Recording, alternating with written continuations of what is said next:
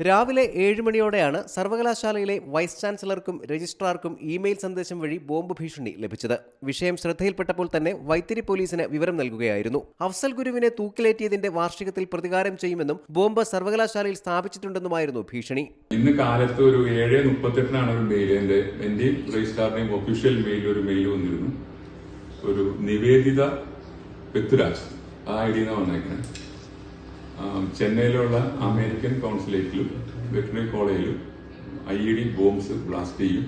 കാരണം പറഞ്ഞേക്കുന്നത് അഫ്സൽ ഗുരുവിന്റെ അൺഫെയർ ഹാങ്ങിങ് ആയിട്ട് ബന്ധപ്പെട്ടുള്ളതാണ്.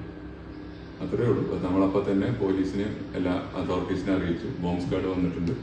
All are investigating. നടി നിവേദിത പെത്തുരാജിന്റെ പേരിലാണ് മെയിൽ അയച്ചത്. ചെന്നൈ US കൗൺസിലേറ്റിലും പൂക്കോട് വെറ്ററിനറി കോളേജിലും ബോംബ് വെച്ചിട്ടുണ്ടെന്നാണ് ഭീഷണിയിൽ പറയുന്നത്. അഫ്സൽ ഗുരുവിന്റെയും അണ്ണാ യൂണിവേഴ്സിറ്റി പ്രൊഫസർ ചിത്രകലാഗോപാലന്റെയും പേരുകൾ മെയിലിൽ പരാമർശിച്ചിട്ടുണ്ട്.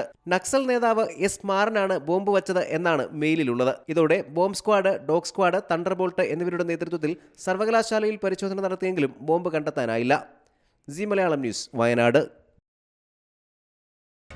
പുതിയ വാർത്തകളും വിശേഷങ്ങളും ഇനി വിരൽ തുമ്പിൽ. എല്ലാ ഡിജിറ്റൽ പ്ലാറ്റ്ഫോമുകളിലും ഇപ്പോൾ സി മലയാളം ന്യൂസ് ലഭ്യം.